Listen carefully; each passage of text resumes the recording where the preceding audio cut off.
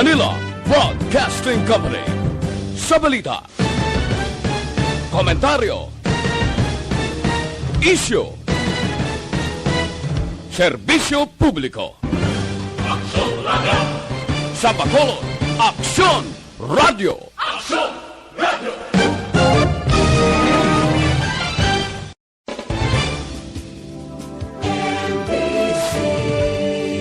Manila Broadcasting Company.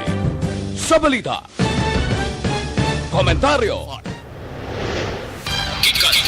Gikan sa News Center sa Aksyon Radio. Aksyon Radio. Yari ang mga nagapangulang balita sa syudad sa Bacolod kag probensya sa Negros Occidental. Mga balita lokal, nasyonal, sa Aksyon Balitang Bayan. Numero 1, Aksyon Balitang Bayan. Numero 1, two-time kapisanan ng mga broadcasters. Golden Dove nominee for Best Provincial Newscast. Aksyon Balitang Bayan.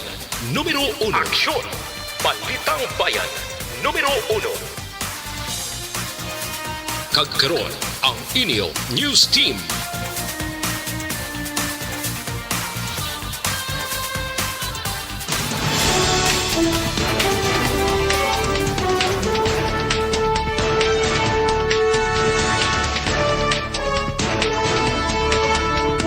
Sa ato nga pangunang mga pangulong dinalan sa mga balita lokal, Vaccination Subcommittee sang Bacolod nagpatagan sang survey nga gamiton bilang ukon para sa gagamiton bilang vaccination center. 43 anyos nga lalaki nga ginluthang sang 4 ka beses sa syudad sang Kabankalan nagkaluwas. Sa balita nasyonal, 14 ka mga engineers sa DPWH ginpahalin matapos ginaligar nga involvado sa korupsyon. Pinay domestic helper nga nagabot sa Hong Kong gikan sa Pilipinas nagpositibo sa bagong variant sang COVID-19. Maayong aga Bacolod, maayong aga Balugamahin sang Western Visayas. Karon nga adlaw Biyernes, Enero 8, 2021. Ang inyong news team, Aksyon Eden Abos. Kag-Action Boy Duran, ang atong mga balita lokal pagkatapos lamang sini.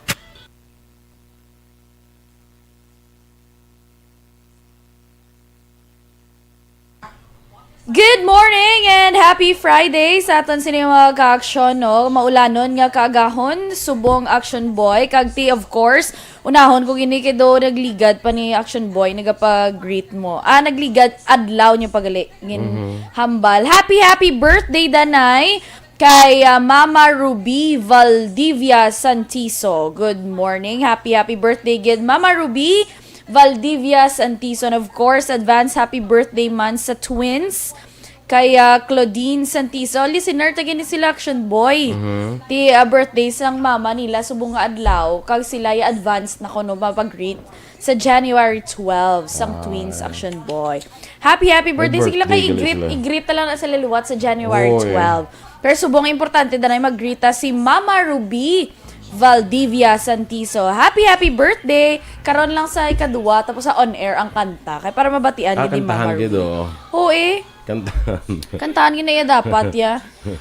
Good morning, of course, kay Ma'am Kelly Jelly. Please greet niya lang sa family niya sa Barangay Pandanon, DSB. Kag kay Mr. B-Boy Villasor of CMO Sectoral. Good morning. Kay Sally Auque de Sousa. Good morning man. Maulanon nga morning. Greet niya lang taga Sam Village. Good morning and keep safe.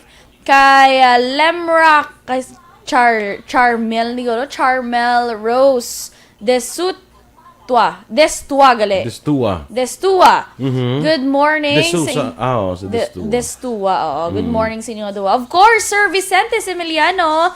Good morning man. God bless. Salamat gid. Kay Marivic Capitle, good morning man. Sige, sa kay Homa Lumena, maing aga, Alex Montesa of course, kag kay Rosalina Arellano Espadero, Rosini Tabebe, nalakwan mo nila pa no? Filenora Oliveros, wala di may ang Rowena Castillo de la Cruz, good morning man. Kag kay Lani Lotilia de la Concepcion from Quezon City. Akadiri ka na dahil, no? Di ka na nagtapos yan eh. Kay Marivic Capitle. Aha. Ginauna ko basa si Ma'am Kelly Jelly. Kay Vicente Similiano. Tapos na siya. Tapos na siya, no? Yes. Marivic Capilla, tapos naman. Mariven Tamayo Villanueva. Good morning, man. Sa kay Luisa Melos. Maria Luisa Melos. Good morning dira sa imo, Luing. Kay Rose Wender dira sa Germany. Good morning. Kay Susan Jaime Allen sa Houston, Texas. Good morning, man. Si Mami M sa Ridigalio. Good Ano morning. ka na, M, Sao? Ha? Sa Aga imo pa watch siya ba? party? Iyo, di siya. Kita ko di siya. Bunga. Irene Marquez Mangilan. Kay Alea Italia Mondido. Binong 70. Good morning, Dong. Dira sa imo, no? Kay Ma'am Vanessa Mayo. Ari na siya, aga pa. Sa aton dire, aga pa. Oo, sila. Tuyati hapon. Greet siya lang pa sa Bill Air dira sa Barangay Tangub sa mga pamilya Alvarez. Good morning dira sa inyo. Sige, okay, go. Kay May Las Pobres, good morning man. From Palanog. Anong Palanog? Ha? From Palanog. Sa diin ng Palanog. Iwan ko kabalo kung di na siya. Papa Thugs Pia, good morning man. Of course, Sir Felipe Sulat, good morning. From Buen Retiro, Talisay, stay safe and God bless. Thank you so much. Kay Alma Enriquez Alagon, good morning man sa family niya kuno. Sa Gose? Guse. Guse. Si Guse sa kuan sa Ilog. Correct. Salamat gid sa inyo. Salamat man of course sa mga taga Energy Fans Club. Good morning man. Late naman ang presidente. Uy, naman siya. I-evict naman ni siya. Isla na lang. Kay Alma Enriquez, amo na siya gali na sa Guse, no?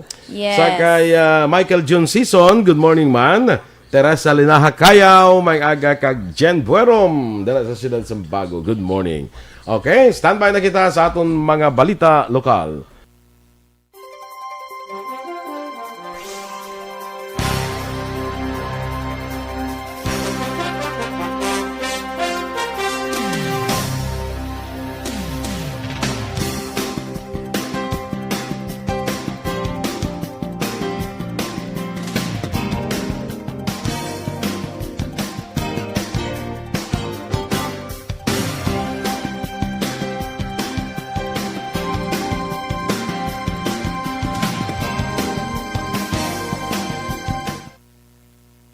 Bayan numero 1.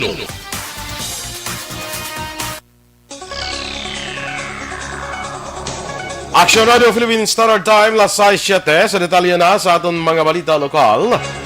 Nagpatigayon na sa actual nga survey sa mga eskulahan sa palibot sa Bacolod ang mga miyembro sa gintukod nga Vaccination Center Subcommittee para sa pagdeterminar sa mga lugar nga natala na paggagamiton sa syudad sa Palabuton. Suno kay Vaccination Center Committee Chairman Attorney Renesito Navarro, base sa ilagindihon nga plano, ginatinguan sa karon sa komitiba nga mapreparar na ang 20 tanan ka mga eskulahan nga paggagamiton bilang clustered vaccination center. Dugang pa ni Navarro, mas gamay nga pondo ang kinanglanon sa komitiba para sa mga proyekto kung ikumparar sa preparasyon nga laginhimo sa mga quarantine centers kag isolation facilities, magluwas lamang sa refrigeration equipment kag generator set nga kinanglanon sa syudad para sa pag-preserve sang mga bakuna. Nagsugida na kami ni Engineer Ruben and they informed me nga si Dr. Pornan gintagaan po ni assignment ang top sub-team sa among committee na mangita ng specific areas as our vaccination centers. Ang kabahin sa pahayag ni Councilor Renesito Novero. Nagapadayon naman ang Information and Education Campaigns ng Emergency Operations Center kag COVID-19 Vaccination Council sa siyudad sa Bacolod agod maedukar ang publiko nga makabenepisyo sa ang pagpabakuna. Nagalaong si Bacolod City Mayor Vilio Linardia nga mensyendihan sang publiko nga mas delikado ang COVID-19 sang sa bakuna. Sunod kay Linardia, madamo gid man ang nagaduwa-duwa sa bakuna apang sa padayon nga pag-edukar sa publiko, mahimo nga may baloan nila ang mabulig sini. Nagpaandaman si Linardia sa mga trolls nga ginaligar nagapalaptas ang sala nga impormasyon nga magpakilala kag sila ang unahon nga tublukan sang bakuna. Na-record naman ang 36 ka bago nga COVID-19 cases sa Western Visayas kahapon nga adlaw Huwebes sa datos ng paggawa sang DOH6. Ang Iloilo ang may 17 ka kaso, Negros Occidental may 6, Bacolod kag Capiz nga may tag-5 kag Iloilo nga may 3. Gin-report sang DOH6 ang 170 ka bago nga recoveries kag duha ang bago nga napatay. Sa kabugusan, ang Region 6 ang may 663 ka aktibong kaso, 20,486 ang total recoveries, kag 664 na ang death toll. Kalabanan sa aktibo nga kaso ang asymptomatic o kung wala sa sintomas nga ginabatyag. Sa iban pang balita, lokal nakaluwas naman ang 43 anyos nga lalaki matapos ginluthang sang 4 ka beses sa iya ginabiligian nga meat shop takna alas 7:30 sang gabi sa Repolyo Street, Barangay 2, syudad sang Kabankalan kagabi. Sunod kay Lieutenant Colonel Mary Rose Pico, hepe sang Kabankalan PNP, nagapanyapon sila sa police station sa nakabati sang lupok sang armas luthang. Natabong insidente kapin 40 metros ang kalayoon gikan naman sa police station. Ginkilalang target sang pagpangluthang nga si Carl Michael Bahilidad, residente sa Barangay 5 sa amuman nga syudad. Suno kay Pico, ang sospetsado nagpalapit sa biktima kag close range nga gintiro o kun duha ka dupa ang kalayoon sa iya sini nga target. Nagpalagyo ang gunman sakay sa motorsiklo nga nagahulat sini sa iya. Sa pagpahusisa sang kapulisan, wala man sang kontra ang biktima kag na-recover sang Kabankalan PNP ang apatanan ka basiyo sang kalibre 45 kag 3 kaslag.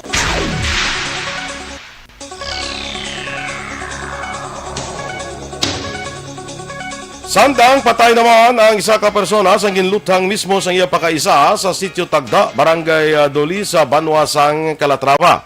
Ang napatay ginkilala kay Mario Aguda Mahinay, 25 anyos. Samtang ang suspetsado ginkilala naman kay Jennifer Aguda Bargamento, 24 anyos. Tanan pumuluyo sa muman nga barangay. Sunod kay Police Major Robert Indiape, ang hepe sang Calatrava PNP, naga-istoryahan na ilang si Mario sa esning nga pakaisa sa ginpalapitan ni Jennifer kaginlutang sa likod. Doon pa ni Indiape, una nga nag-inaway ang ining si Jennifer kag sa iya sining Iloy kag ginsaway lang sang biktima. Apang likom sa esning nga ihibalo, may-ari ning pagdumot sa iya. Ang suspetsado karon at large sa kaginahulat pa sa otoridad kung magpasakas ang kaso ang pamilya sang biktima o kung magpaareglo man. Nag-execute naman sang joint affidavit of non-interest ang tagreklamo kag ang ginreklamo nga pulis nga ginalegar nagpalupok sa tun Disyembre 31 tinalikdan nga tuig. Sunod kay Police Major Jigger Jimeno, hepe sang Talisay City PNP, ginhimo ini sang magting mga bahin mangud wala na sila sang plano pa nga padakoon ang mga problema. Dugang ni Jimeno wala na sang kaso kriminal nga atubangon ng pulis, apang palayag sang hepe ang kaso administratibo batok sa pulis ang padayon karon nga ginaproseso sang Provincial Internal Affairs Service. Madumduman ginpablatter ni Arlene Torres si Police Executive Master Sergeant Renzi Lambayong nga nagpalupok sa iya armas luthang kag ginpablatter man sang pulis ang tagreklamo nga siyang ginhambalan sang malain nga mga tinaga.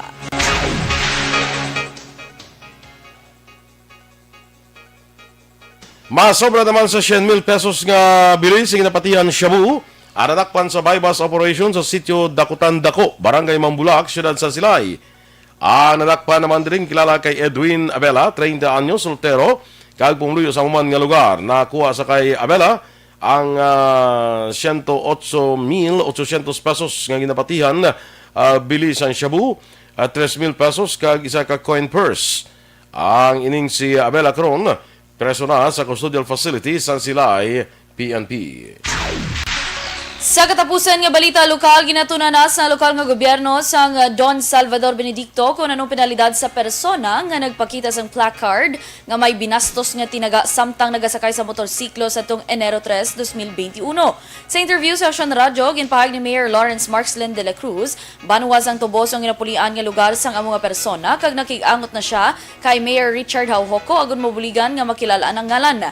Dugang pa ni de la Cruz, padayon nga gina-promote sa mga opisyal sang banwa ang maayo nga panggobyerno kag maayo nga relasyon sa mga pumuluyo. Ginklaro pa sang alkalde nga hilway ang sinuman sa pagbisita sa munisipalidad apang mangin respetado lang ang mga ini. Suno kay de la Cruz, wala ginatolerar sang banwa ang malain nga pamatasan sa motorista, lokal man o kun dumuluong, kag lubos nga ginakondenar ang immoral nga ginhimo sang duha ka rider nagligad nga semana. Na makuha ginamitingan tanan mo kanong mga mayo nga tikang para matapna ini. So hindi na basta-basta lang magpatata lang anay ko na no. So ako kabati man ko nga ti mga sila ko pasensya kung tilang taon ta kay way pa man. So taga Tuboso pero subong way pa ko mga ngalan pero ga-communicate man kami sang mayor sang Tuboso kag ipatawag man sila kag ipapasa sa amon. Si DSB Mayor Marxlen de la Cruz. Aksyon Radio Philippines Standard Time, las 6:14. Kag sa ato naman Don't not just throw away questions and statements. Kasma ng aton sining nga Facebook page pagiya sa Aksyon Radio Ladies and gentlemen, this is Aksyon Radio Bacolod. Aksyon Radio Bacolod, number 1! Nagpanguna ang Aksyon Radio Bacolod sa pinakaulihing survey sang Nielsen nga kakuha sang commanding radio station share para sa fourth quarter sang tuig 2020. Kami nagapasalamat sa aton mga kaaksyon sa padayon nga pagsalig kag pagsuporta. DYEZ Aksyon Radio Bacolod, number 1 with 40.10% radio station share. Number 2, Bombo Radio, 38.70%. Number 3, RMN Bacolod, 14.50%. Aksyon Radio Bacolod, number 1! During this crisis, the result of the survey proves that Aksyon Radio Bacolod serves the public best and will continue to give you the best broadcasting activities. Madamo nga salamat mga kaaksyon for making us number 1. Aksyon Radio Bacolod, number 1! Don't not just throw away questions and statements. Kasma ng aton sining nga Facebook page pagiya sa Aksyon Radio Ladies and gentlemen, this is Aksyon Radio Bacolod. Aksyon Radio Bacolod, number 1! Nagpanguna ang Aksyon Radio Bacolod sa pinakaulihing survey sang Nielsen nga kakuha sang commanding radio station share para sa fourth quarter sang tuig 2020. Kami nagapasalamat sa aton mga kaaksyon sa padayon nga pagsalig kag pagsuporta. DYEZ Aksyon Radio Bacolod, number 1 with 40.10% radio station share. Number 2, Bombo Radio, 38.70%. Number 3, RMN Bacolod, 14.50%. Aksyon Radio Bacolod, number 1! During this crisis, the result of the survey proves that Aksyon Radio Bacolod serves the public best and will continue to give you the best broadcasting activities. Madamo nga salamat mga kaaksyon for making us number 1. Aksyon Radio Bacolod, number 1!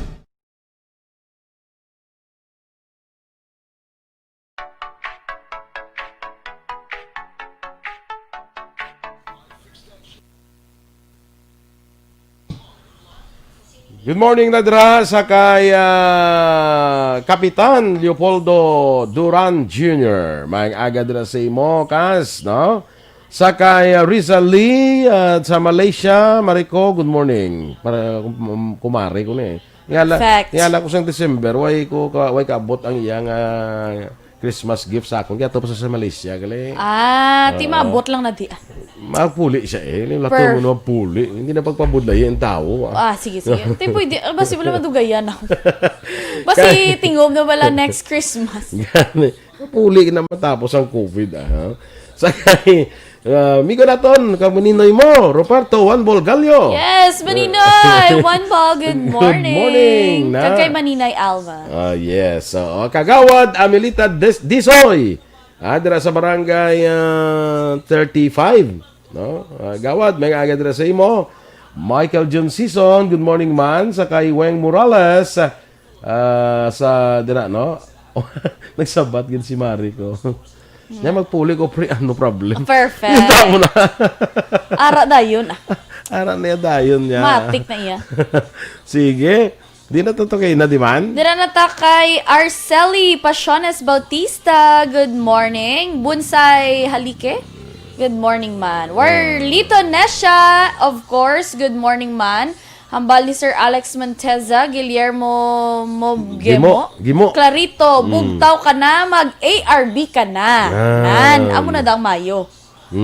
Ma'am Eveline Pomoseno, good morning. Of course, Sir Noel Amar, nagaparok-urok. Ko na pamati sa Action Radio dira sa Niagara Falls, Canada. Sa Canada. Ginambala niya ko Action Boy. Kung magpa-Canada ako kuno siya to bahala mag-tour-tour sa Kami ako. ginambala niya man ako sa Sundorel. Wala na problema ang pag-tour-tour. Ang problema, pakanto to. Okay, maganda. Aral, tas piyak nga. To nas piyak bangga. Wala Sa bala. purok. Ka full tank ka lang bala, okay na. Kay Kenneth Valencia, may agaman. Dimple Baquilar Mosquera. Shout out ko sa pamilya Mosquera kag Villaruel. Josette Magua de los Reyes kag sa tanan nga taga Barangay Antipolo kuno good morning man. Martin Aliling from Imos Cavite. Richard Diet Pacheco, tamya lang ang BCNHS batch 94 kag RTNHS sa Mao Central Extension batch 94. Si sino ni siya? Lynn. Si Neil Abordahe. Yes. Bro, good morning dira sa imo. Good morning, bro. Dira sa Okay, LTO. bro. Sa LTO ni siya. Yes. Tiki Sir RJ Mira na lang dila kay Sir Kanoy sa LTO. Good morning, man. Why mo dala siya maninoy mo Ruben Tampos? Maninoy Ruben tapos good morning of course kay Maninoy Jan Chong man. Kag hindi na ako good morning sa isa. Bala ka dyan. Minda Ilalto, good morning man. Solping of course. Dai Itrabasas, good morning from Japan. Of course, kay Maninay ko, Eleanor Fuku. Good morning, Ma'am Eleanor. Bago na siya sa listahan. Si Maninoy mo, Eleanor Fukuda. Oo, doon na po. Abi ko, si Maninoy mo lang feel alone sa guy. Oo, doon na sila. Erwin Gonzalez, Samaaw, good morning. Ramil Duray Infante. O si Jola, pakaisa ko niya. Jola Garcia, pakaisa ko niya. Happy birthday ko no. Happy birthday ko no. Sa akin hinablos. Sa inyo hinablos na yun no. Sa amon hinablos eh. Wala man takbalo ba sa piyak na Happy side birthday. yan. Okay, correct. Kay Nonoy Allen. Happy birthday, Nonoy Allen. Kay Gingging dira sa Bulwangan hinubaan. Amon hinablos na amon niya. Okay. Stay safe. Good. Antoinette Piliado. Sa Piliado from sang UK kuno Anola Piliado sang UK from Canada. Reyna Flor Duran Braga o parinti ko naman taga Victorias ni sila ya.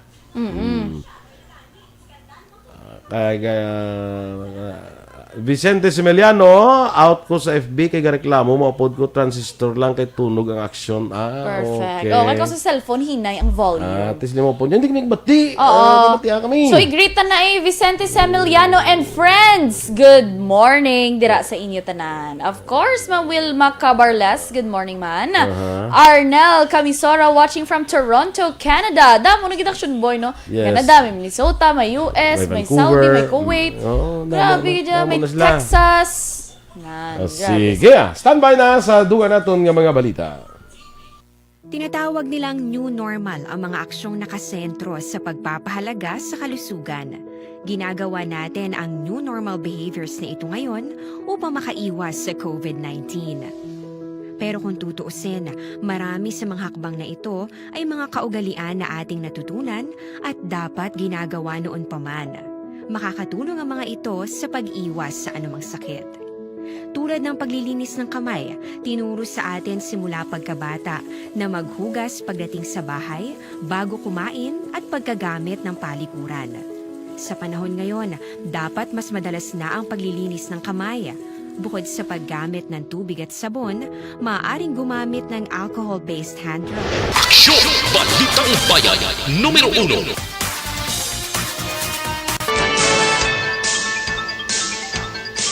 Action Radio Philippine Standard Time, las 6:23, detalya na sa mga balita nasyonal. Ginkakas sa pwesto ang 14 ka mga district engineers ang DPWH ay ginaligar involvado sa korupsyon. Sa laging handa briefing, ginpahag ni DPWH Secretary Mark Villar, ang mga ginpanglawag ni Presidente Rodrigo Duterte ang na-relieve na sa ilang mga trabaho. Tinalikdan nga bulan sang nagmando si Duterte sa mga DPWH district engineers nga involvado sa korupsyon nga ginaligar sa Presidential Anti-Corruption Commission nga maghalin na sa ilang pwesto. Si Duterte ana pangabahay kay Villar sa listahan sa tanan nga district engineers sa pungsod nga ginaligar pila sa ila ang konektado sa mga kongresista sa mga korap nga aktibidad. Ginklaro ni Villar nga wala pa natapos ang mga ginahimo nga good matinluan ang ahensya sa piyak nga may ginpangkakas na sa pwesto, bangod pa dayon pang investigasyon kag bukas sa gihapon ng ahensya para magbaton sang reklamo batok sa mga opisyal kag empleyado. Sunod pa kay Villar na pangabay sila sa bulig sa iban nga ahensya para magpatigan sang case build-up sa iban nga mga reklamo.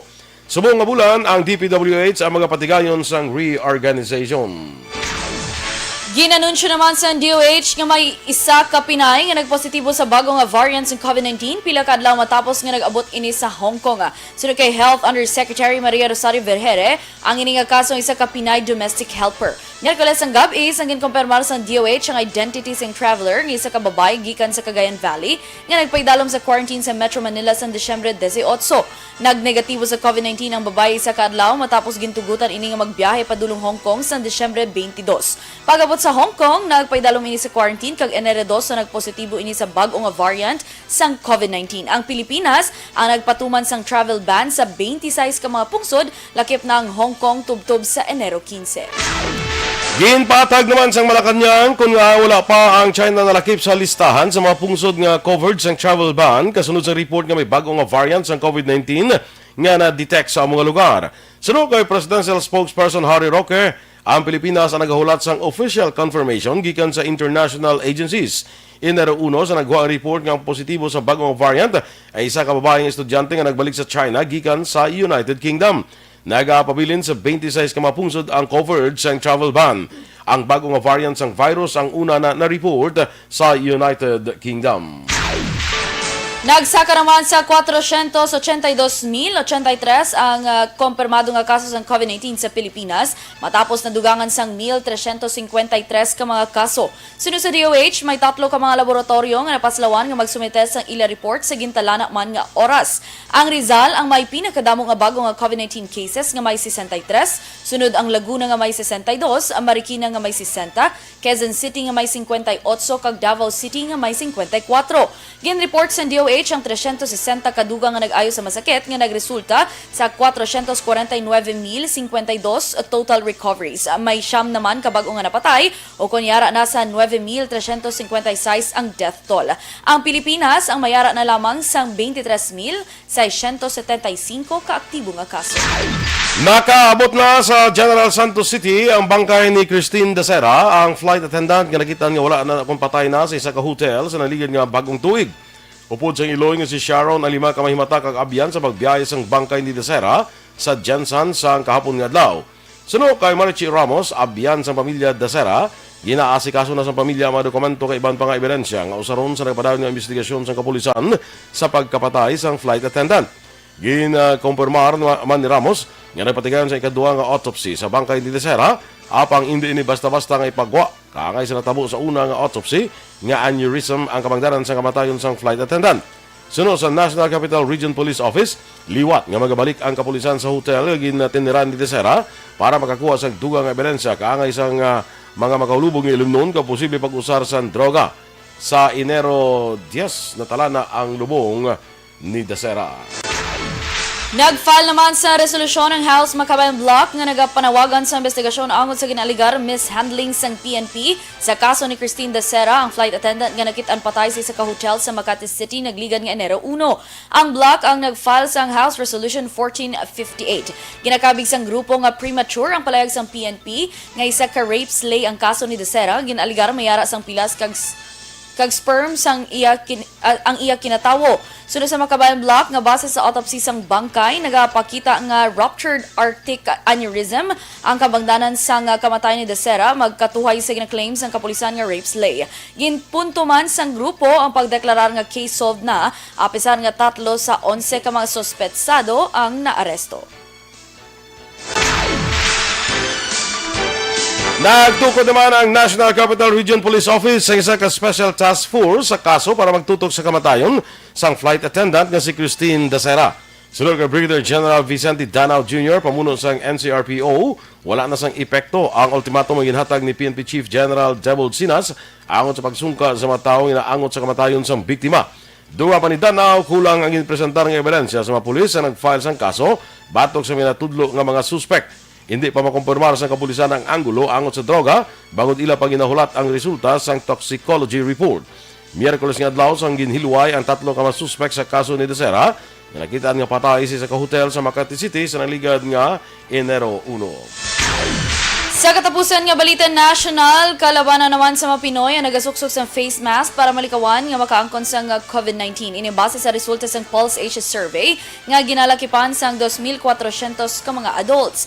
66% mga Pinoy ang nagpalayag nga nagasuksok sila sa face mask, samtang 22% ang nagasuksok sa face shield para malikawan nga malatnan sang virus. Ang survey ang ginpatigayan sa Nobyembre 23 tubtob Desyembre 2, 2020 o kung antes nga ginmando ang mandatory nga pagsukso sa face shield sa pampubliko nga lugar. Nagapakita man sa survey nga 94% sa mga respondents ang worried nga malatnan sang COVID-19. May 84% naman ang nagsiling nga nagakabalaka sila sa safety sang vaccine kag hindi magpabakuna. Action Radio Philippine Standard Time, las 6:30. Good morning, Anay Draga Jutenya, Sarmiento Puig Lazaro, sa kay Milagros Cesar Alit, Maing Agaman, kay Arnel Cocjin Camisora, Joko Christine, Steve Ryan Clavero, kay Merly Dolido Magallanes. Good morning dira sa Hong Kong. 6 degrees kung sa mga ila dito nga temperature. 6 degrees, no? Tugnaw na. 16 pala nga niya. Nga kurog. Sige, standby na kita mga ka-aksyon sa Action Report, second portion. Upod ka-aksyon, Fred Salanga. Balikay kita sa Action Balita Morning Edition. Upod ka po sa inyo News Team. Aksyon Eden Abos. Kag-aksyon Boy Duran. Una sa balita, una sa aksyon. Sa Bacolod Aksyon Radio.